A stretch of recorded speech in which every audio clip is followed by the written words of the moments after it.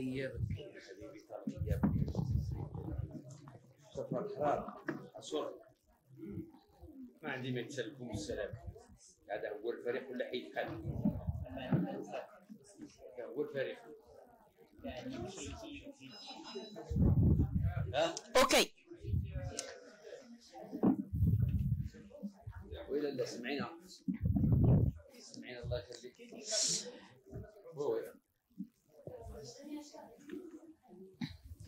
Donc, on y va, on continue. J'aime bien l'idée comme ça de préparer des cas cliniques où on discute comme ça, comme on est en train de faire et vraiment on s'échange des idées aussi.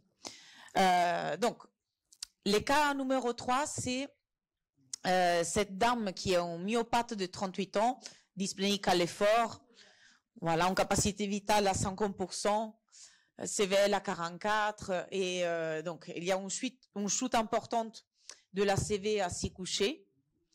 La PI max, elle est abaissée à 51. Nous, normalement, on compte comme cut-off 60%. Et donc la PCO2 diurne, elle est à 46. On lui a fait aussi une capnographie et la moyenne, elle est à 54, maximale à 62. Donc, on l'a ventilé. Là, il n'y a pas de doute.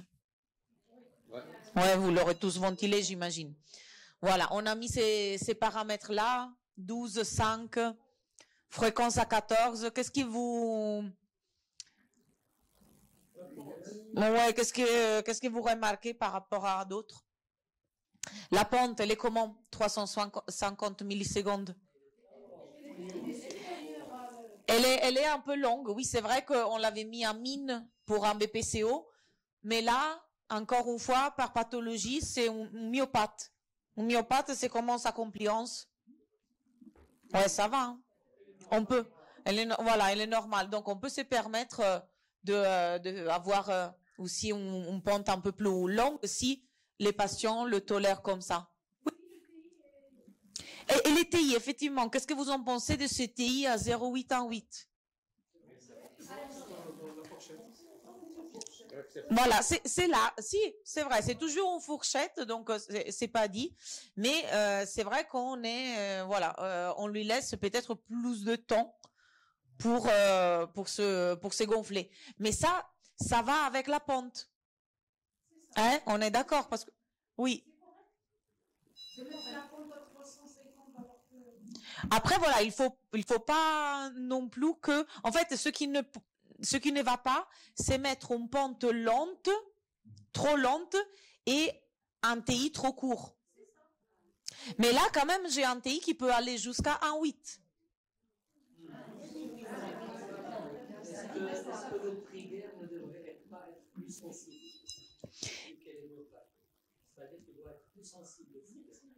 Ah, le trigger inspi, plus sensible. Oui, je peux. C'est vrai. Effectivement, elle peut le trouver dur comme ça. Oui. Encore une fois, alors il y a quelque chose d'important aussi cette remarque du fait que les triggers, en fait, ça dépend de la marque des machines. Parce que, je sais pas, ici on parle toujours de moyens, sensibles, durs. ResMed fait ça, mais pas forcément. Il y a d'autres fabricants, je ne sais pas si vous utilisez d'autres, c'est le contraire, ou encore c'est des chiffres. Donc par exemple, chez Lowenstein, par exemple, les triggers, en fait, ça va de 1 à 6. Sauf que je ne sais pas dans quel sens ça bouge. Si 1 c'est sensible, 6 c'est plus dur ou c'est le contraire. Et puis aussi, de 1 à 6, c'est pas comme... non, sinon, chez ResMed, on a effectivement très sensible, moyen, dur et très dur. Donc, on en a 5. On en a 5. Ouais. Ouais, voilà. Et sur Lowenstein, on en a jusqu'à 6. Donc, comment je me règle? Eh ben, en gros, c'est toujours la même chose. Je peux pas savoir. Donc, soit vous le testez vous-même avec un filtre, bien sûr, avant de le faire tester aux patients, soit c'est commencer par moyen Et après, c'est les patients qui vous disent, ah, c'est trop dur, tu bouges dans un sens et tu lui demandes, comme ça c'est plus facile. Le fabricant ne dit pas que l'un c'est sensible. Peut-être que tu peux lui poser la question. Peut-être. En fait, il pourrait, mais voilà, si vous n'avez pas la réponse, on peut aller la chercher nous-mêmes. D'accord? L'idée, c'est ça. Autre chose, la fréquence à 14? Parce qu'après, c'est vrai que je peux aussi, la fréquence, comment je la bouge? On a dit, on commence effectivement 12, 14. Après, je peux imaginer de la monter pour capturer mon patient. Hein, parce que l'intérêt de la ventilation, c'est aussi pour un patient qui tire pour respirer, qui fait des efforts. Je lui mets la ventilation pour faire en sorte que son diaphragme puisse mieux, travailler et ses muscles accessoires puissent se reposer. Donc, je peux aussi effectivement la fréquence la régler avec cette idée-là de la monter. Mais ça, encore une fois, je regarde les tracés aussi pour ça. Hein. Donc, il y a quelque chose aussi que vous allez apprendre dans les prochains. Comme idée, je peux me dire, je vais monter la fréquence pour faire en sorte d'avoir des cycles tout le temps contrôlés et que le patient se pose complètement sous l'appareil. Ça, c'est quelque chose que je peux rechercher. Et un critère pour voir ça, c'est soit regarder la courbe des tracés, soit regarder dans les données de synthèse. Bon, je vous lance des choses pour la prochaine fois. Mais dans les données de synthèse, je peux regarder le pourcentage d'inspiration spontanée. En fait, je peux regarder combien de fois les patients, c'est lui-même qui déclenche. Et j'essaye à le faire baisser, ça. Hein, parce que je veux que mon patient se laisse faire par la machine. Et comme ça, il ne se fatigue pas trop. OK? Voilà. Oui. Du patient avant la VI, est-ce qu'il a un rôle dans le choix de la fréquence Bah, imaginons que c'est un patient qui fait 20 cycles. Autant ne pas baisser jusqu'à 12, aller jusqu'à 14 ou 16, comme ça pour ne pas le... Alors après, de toute façon, la fréquence de sécurité, ça marche que si les patients respirent plus vite que ça, c'est comme si j'avais rien mis. Effectivement, c'est pour ça que ça s'appelle la fréquence de sécurité, parce que ça sert à éviter des apnées probables. Que les patients s'arrêtent de respirer trop longtemps, alors là, c'est la machine qui prend la relève. Mais effectivement, s'ils respirent plus que ça n'a pas d'intérêt. Mais c'est quelque chose qu'on a essayé quand même de faire, de monter assez haute la fréquence respiratoire pour les patients qui étaient polypnéiques pour le Covid. Qui étaient, Covid et puis peut-être BPCO de base, tu vois, il y avait pas que ça, mais qui étaient déjà ventilés. Et sur les Covid, bah, du coup, on voyait qu'ils respiraient très vite et on a essayé cette technique d'essayer de augmenter la fréquence pour les capturer. Bon, très difficile de ventiler les patients Covid. Parfois, ça marchait, parfois, on acceptait que ça restait polypnéique et qu'on pouvait rien y faire. Là, encore une fois, confort et puis c'est tout. Ouais. Pour les malades qui sont intubés ventilés, on voulait sevrer de la machine. Ouais. On faisait c'est comment se rapprocher de la fréquence du malade. Et comme ça, on a plus de chances de le sevrer d'une ventilation. Ah oui. Après, si je veux effectivement le faire dans le sens inverse, que je veux le sévrer, oui. Donc, on essaie de se rapprocher de sa fréquence et après, Oui, ça peut être effectivement pour les malades qui sont complètement, parce qu'on veut que leurs muscles recommencent à travailler. Ouais. Donc on l'assiste de moins en moins. Oui. Ok. Donc l'évolution, c'est la patiente est revue un mois plus tard pour contrôler. Elle utilise la machine seulement 4 heures, puis elle la retire pendant la nuit. Et elle la met pas pour dormir. Elle se plaint que l'air n'arrive pas assez vite. Et puis par ailleurs, depuis qu'elle a la machine, elle décrit l'apparition de maux d'estomac. Qu'est-ce qu'on lui propose?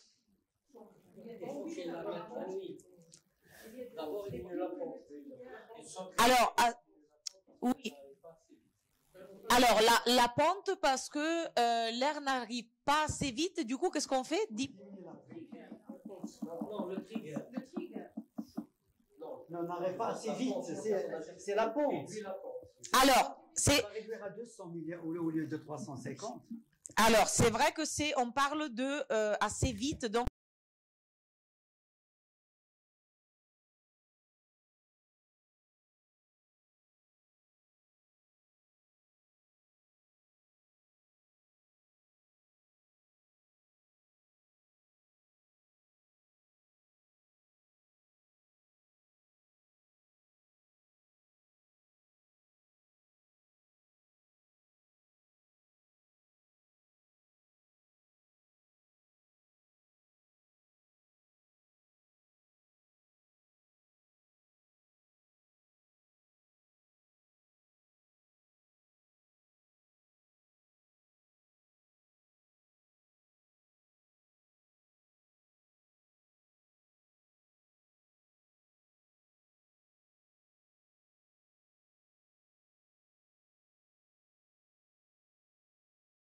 Le masque, peut-être le modèle est bien, mais il y a des fuites. Alors, je peux le réajuster. Moi, j'ai vu des patients parfois mettre le masque d'une façon, genre, j'aurais même jamais imaginé qu'on pouvait mettre un masque comme ça. D'accord? Mais complètement, genre, un bouchon narinaire sur le nez. Alors là, bien sûr qu'il y a des fuites. Donc déjà, on vérifie la pose, hein, la mise en place du masque, on corrige ça. On corrige effectivement les larnais. On peut vérifier la taille, parce que parfois c'est ça aussi. Moi, parfois, ce que j'ai fait, c'est j'utilise le gabarit, mais aussi j'ai dit aux patients, tiens, ouvre volontairement la bouche. Et parfois, si ça sort du masque, peut-être que ça se passe comme ça. Ils ont un relâchement des muscles. Voilà, la bouche s'ouvre, le masque remonte et c'est par là que ça fait des fuites. Du coup, de voir, peut-être je peux changer la taille. Ou si le patient qui maigrit ou qui prend du poids, ça aussi, ça peut me faire changer la taille, pas forcément directement le modèle. Ok. Est-ce que les maux d'estomac, du coup, font beaucoup d'air dans le ventre, ça fait partie des effets secondaires de la VNI? Est-ce qu'on baisse les pressions?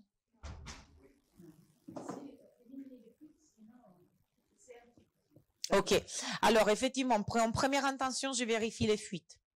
Si j'ai corrigé les fuites, est-ce que je baisse les pressions? Bah, ça dépend. Si la patiente elle est très hypercapnique, compliqué de dire je baisse les pressions. Par contre, si à un moment donné elle a tellement mal au ventre qu'après elle me dit ah ben non, moi ce masque-là je le mets plus, la machine j'en veux plus, donc je perds tout. Donc effectivement, encore une fois, ça nous est arrivé parfois d'arriver à baisser les pressions parce que la patiente, sinon, elle faisait plus le traitement. Sinon, là aussi, il y en a qui disent que ça marche pas, du charbon. Autre chose, c'est des petites choses, mais on peut dire aux patientes d'essayer de dormir sur les côtés. Comme ça, voilà, on essaye de faire en sorte que l'air finisse bien dans les poumons et pas trop dans l'estomac. Ce sont des petites choses. Mais déjà, proposer quelque chose au patient, ça veut dire entendre sa plainte et la prendre en charge. Essayer de faire quelque chose. Peut-être ça va pas faire grand-chose, mais en tout cas, il va se sentir écouté et c'est déjà bien pour le rapport de confiance. Ça arrive avec le masque du corps nasal et avec le masque narine, ou bien ça n'a rien à voir? Les deux, mais plus peut-être par le facial, beaucoup nasal, oui. C'est vrai que là, j'ai pas en tête des cas de quelqu'un qui se plaint de mal d'estomac avec le masque nasal. C'est vrai que j'ai pas des exemples en tête. C'est plutôt plutôt avec le masque bucco-nasal. Oui, oui. Oui, Klaus, c'est bon? Ok. Comment? Un problème de pression aussi, mais effectivement, je pense peut-être que il peut y avoir des fuites. Donc, avant de diminuer les pressions, je pense d'abord à vérifier les fuites et à corriger les fuites. Et après, oui, peut-être que les pressions sont hautes, voilà. Et effectivement, qu'est-ce que je peux faire pour les maux de ventre, les charbons, voilà. Et puis oui, lui poser la question aussi de pourquoi elle les retire à 4 heures. Qu'est-ce qui se passe? Parfois, on peut proposer aussi. Ouais, mais ça, désormais, on le fait plus beaucoup, mais un accompagnement même psychologique, même de l'hypnose pour accompagner l'assoupissement aussi de la patiente qui puisse vraiment se relâcher. Ouais. Des séances, de méditation, de respiration avant de mettre la machine, parce que parfois ils sont tellement anxieux, ou parfois même un petit peu d'anxiolytique. Bon, après, c'est pas ma partie. Moi, je prescris pas de médicaments. Bien sûr, tous les somnifères, ils ont une attente sur. Ça peut faire monter la capnie, donc à évaluer effectivement les doses. Mais parfois, ça peut faire du bien je sais pas, ils donnent un peu de Seresta, de ce que j'entends, dans notre service pour calmer un peu, mais sans pour autant faire empirer les gaz du sang. Ok, accélérer la pente et puis c'est tout. Ok, un autre. Donc, durant une consultation, on prend en charge un patient BPCO stade 3, en plus avec un SAOS, un IH à 30 par heure. On lui a déjà mis la VNI, ça fait 4 mois. Les EFR n'ont pas changé, il garde toujours son VMS à 45. Ses gaz du sang, en air ambiant, c'est comme ça, mais il n'a pas besoin d'oxygène a priori. Voilà, 52, et il se plaint d'un effort important pour déclencher l'inspiration. Donc, ces gaz du sang, c'est au bout de 4 mois de VNI. Hein. Okay. Des céphalées, une sécheresse de la bouche au réveil. On lui a mis un masque bucco-narinaire et on lui a mis ces paramètres-là. EPAP à 7, IPAP à 20, fréquence à 14, TI 0,818, trigger cyclage moyen, pente à 50. Est-ce qu'il y a des choses qui vous choquent dans ces réglages ou des remarques? Vous trouvez que le TI il est un peu long? Ouais. Ok. Après, c'est vrai que les LED, du coup, c'est une aide à 13, c'est pas non plus très important. Mais parfois, pour nos patients BPCO, on a quand même tendance à augmenter les TI pour lui laisser le temps de se gonfler quand on monte l'IPAP, mais parfois on la monte même plus que ça. Donc c'est vrai que là, oui, peut-être pour ces réglages-là, il est un peu trop long. Oui. Attends, excuse-moi.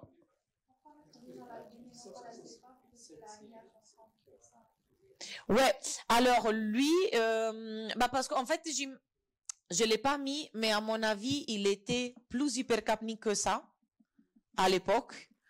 Et c'est vrai que bon, ça se discute. Est-ce qu'on commence avec un CPAP pour passer VNI après, si ça corrige pas l'hypoventilation? Ça se trouve, c'était ça. On avait essayé avec un CPAP, il continuait à hypoventiler. Donc, on l'a passé en VNI.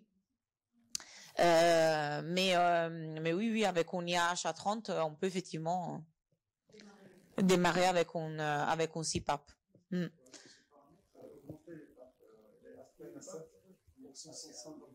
C'est pas assez pour traiter son savon d'apnée-sommeil. Donc peut-être augmenter les PAP et un petit chouïa sur les PAP. Ouais, on pourrait effectivement à la fois augmenter l'aide et à la fois augmenter la PEP, c'est ça? Ouais. Monter à 10?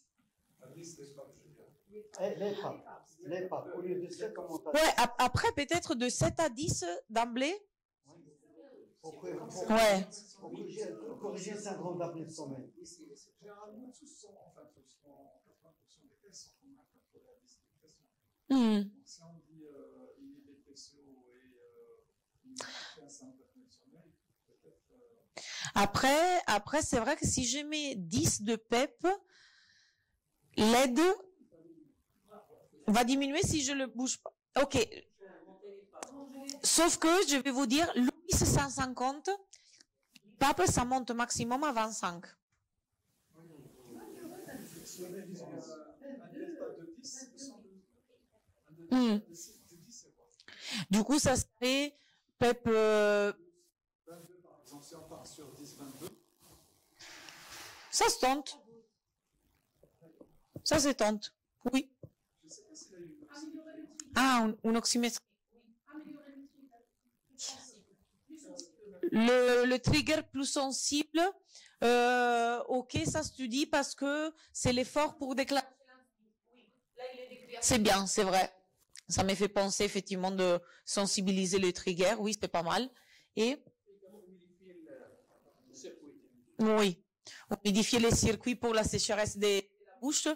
Et là aussi, à imaginer que, enfin, quand j'entends ça, je vais quand même vérifier encore une fois les fuites. Sécheresse de la bouche, ça peut être aussi lié à ça. Ok, autre chose? Et les céphalées, ouais.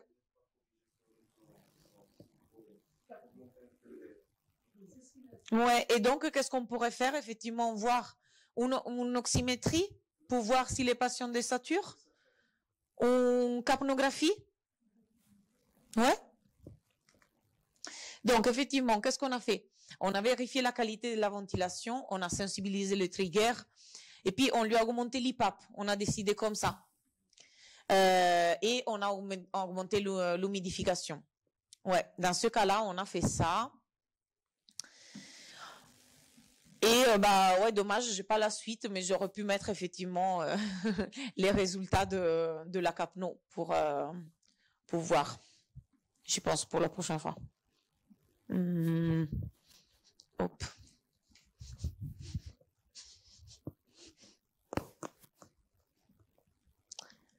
Ok, ensuite. Donc, SLA Boulbert, aujourd'hui, il est hospitalisé pour difficultés respiratoires. Il a un dyspnée très importante, il est polypnéique, donc il tire, il utilise ses muscles accessoires. Ses gaz du sang, il a un PCO2 à 67. C'est 30, ouais. Les patients arrivent à l'hôpital avec son ventilateur, mais en fait, il nous dit qu'il ne l'utilise plus depuis plusieurs semaines. Et après, il décrit qu'en fait, il tolère pas parce qu'il y a beaucoup de salive dans la bouche. Et en plus, il a du mal dans les zones d'appui du masque. Il était ventilé comme ça, avec les réglages de tout à l'heure, d'ailleurs. Pour un SLA,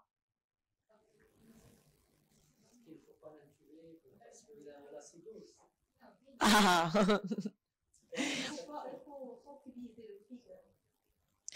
Effectivement, avec un pH comme ça, ouais. Et ben après, en fait, il y a ça, qu'il me dit qu'il met pas la ventilation parce qu'il la tolère pas. Ça fait plusieurs semaines qu'il la tolère pas. Donc déjà, peut-être avant de l'entuber, je peux essayer de lui mettre la ventilation.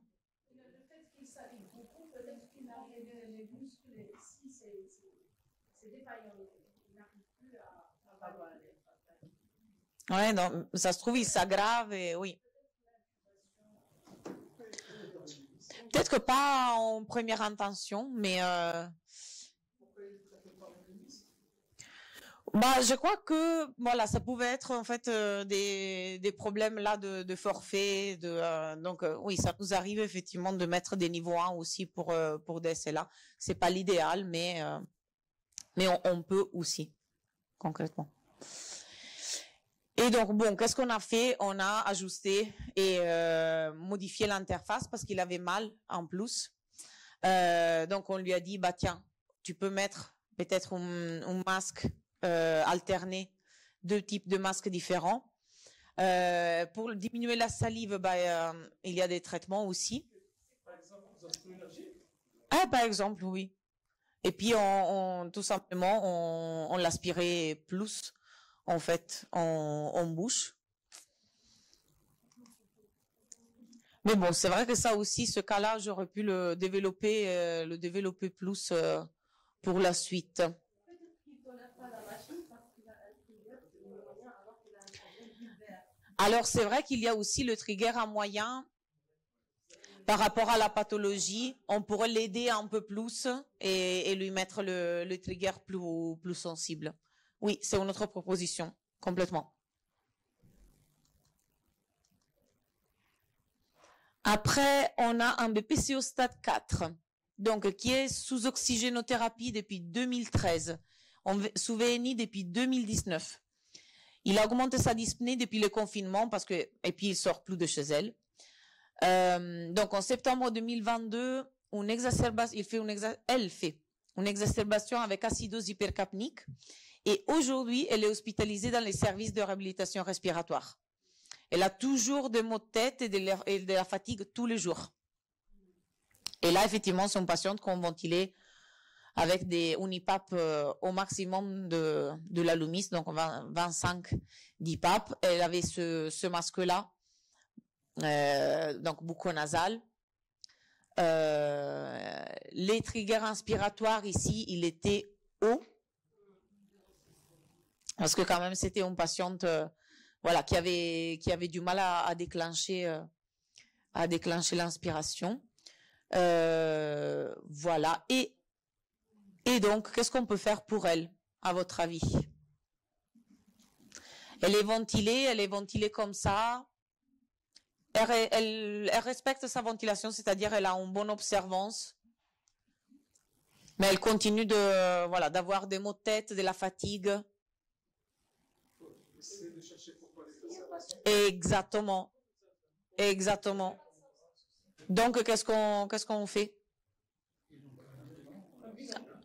Ouais. Un gaz du sang, ouais.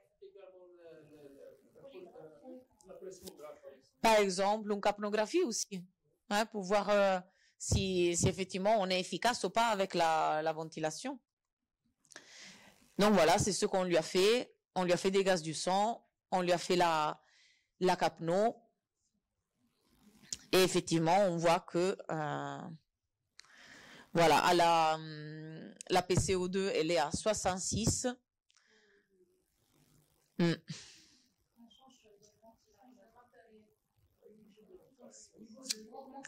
Exactement, parce que là, c'est vrai qu'on plafonne, donc on peut pas faire plus. Donc, on a augmenté l'aide, mais voilà, limite de la machine. Donc, effectivement, on a fini par changer de niveau de machine. Et puis, on lui a aussi augmenté le temps inspiratoire. Ça aussi, c'est une autre stratégie pour la gonfler plus. Je lui donne plus de temps, en fait.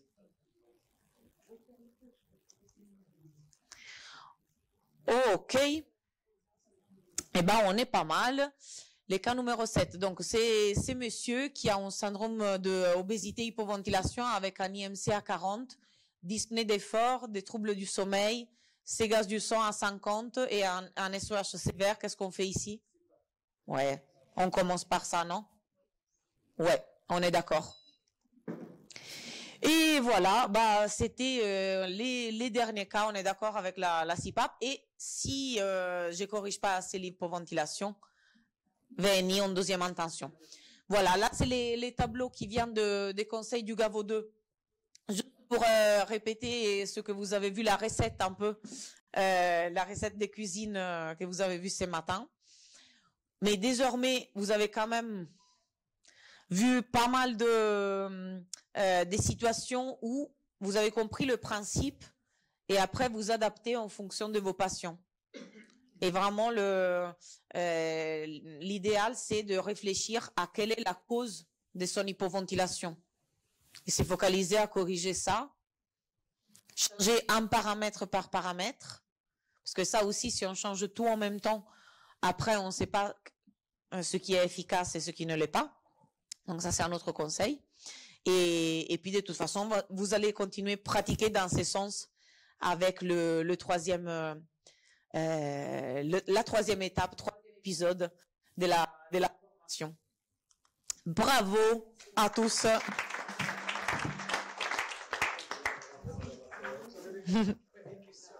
Oui, une question.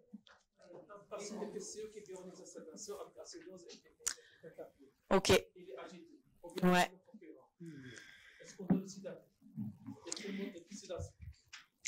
Alors, est-ce qu'on doit laisser dater? Bon, à mon avis, pas forcément.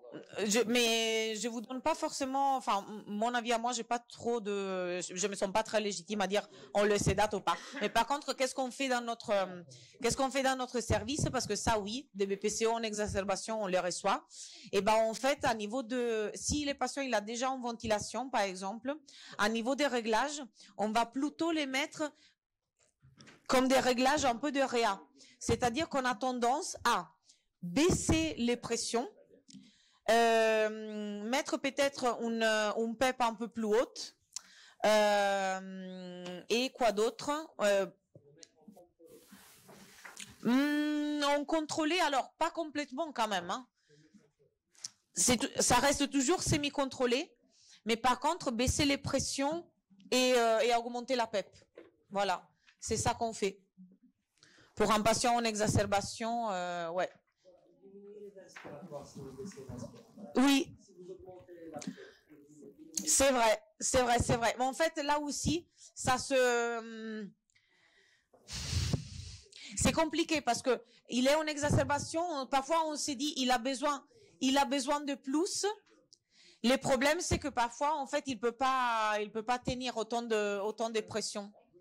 Donc, en fait, on arrive à baisser un peu les pressions et à augmenter peut-être les heures d'observance.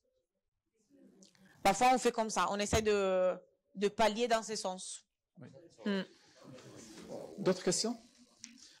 Non, c'est pour compléter peut-être. La PEP, il augmente dans les exacerbations parce qu'il y a des espèces d'atélectasie qui s'installent chez les BPCO. Et généralement, quand tu lèves la télectasie, ça s'améliore. Mais peut-être aussi que dans un second plan, il faudra augmenter l'IPAP pour avoir plus de volume et améliorer l'hypoxie, parce que c'est ça. Alors, je vous remercie pour la journée d'aujourd'hui. Les prochains rendez-vous, c'est le 9 novembre et le 7 décembre. 9 novembre, c'est comment lire les machines que vous avez. Il y a du plus, et vous pouvez lire et voir où il y a le problème sur le traitement. Généralement, c'est des problèmes de fuite, et c'est bien de pouvoir les détecter, et c'est bien de régler la machine en fonction des anomalies que présente votre patient. Donc, c'est une journée qui va être un peu spéciale et hard un peu, mais il faudrait peut-être s'y préparer.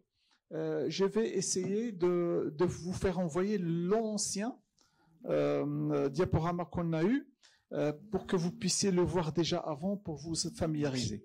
Le diaporama de la semaine dernière, il est déjà prêt. Attends, je vais lui dire. Oui. Là, le lien, c'est lui-là peut-être, c'est non? Il faut que le lien il rentre dans le site. Donc, alors, Latefa va vous envoyer. Avec les téléphones d'Yannas, Latefa, tu leur envoies déjà ce qu'on a sur le truc. Après, ils vont rentrer sur le site. Mais parce qu'il faudrait rajuster les films pour pouvoir les incruster dans le site. Donc, oui, il y a Claudia a une annonce à nous faire. Voilà. Non, c'était juste un petit message à vous faire passer. Et Léa m'avait dit Léa et Alexis, qu'il y a des gens parmi vous qui sont intéressés pour les DU de ventilation et qu'elle vous avait dit envoyer un mail à Jessus. Si vous faites ça, il va de 1 nous tuer, de 2 il va pas vous répondre parce qu'il va être débordé. C'est pas lui en fait qui gère directement les inscriptions. Pour les inscriptions, il faut écrire à cette boîte mail là. C'est la secrétariat du DU en fait. Vous le dites. Donc, il y a deux modalités. Il y a un DU qui s'appelle DU UARD en présentiel. Donc là, vous allez être 2 semaines sur place à la Sorbonne en cours intensif du matin au soir, comme ici, mais c'est vraiment pendant 2 semaines intensif, en 2 moments différents de l'année. Et en plus, vous allez 2 semaines, c'est obligatoire, 2 semaines en présentiel dans un stage dans des centres agréés dont nous, on fait partie. Et à la fin, il y a un examen, et si vous passez l'examen, bah, vous avez le diplôme de DU. D'accord? C'est sur les cours universitaires de une année. L'autre option, c'est le web DU, UARD aussi, parce que sur le présentiel, il y a au moins une liste d'attente de 200. Donc, si vous êtes intéressé, il faut maintenant se mettre à la queue leu pour ça. D'accord? Et sur le deuxième, c'est le DU, le web DU, c'est sur Internet. Tout ça se passe sur Internet. C'est la formation et à un moment donné, vous savez, pareil, un examen à faire sur Internet. Et les stages, c'est optionnel. C'est-à-dire, si vous souhaitez faire, très bien, c'est pour votre connaissance personnelle. Ça n'impacte pas votre qualification. OK? Donc, si vous êtes intéressé, c'est ce mail-là. Non, tu peux le demander. Le WebDU, c'est optionnel, on va dire. C'est pas obligatoire et ça prend pas en compte votre qualification. En présentiel, c'est en présentiel. OK? Voilà. Et si vous avez plus des questions, des cours et tout ça, il faut écrire le mail. Il faut l'écrire le mail.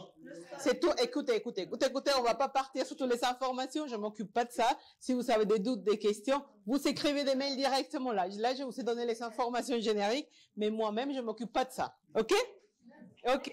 Bravo. الله يعطيكم الصحة والخير الله يعطيه الصحة.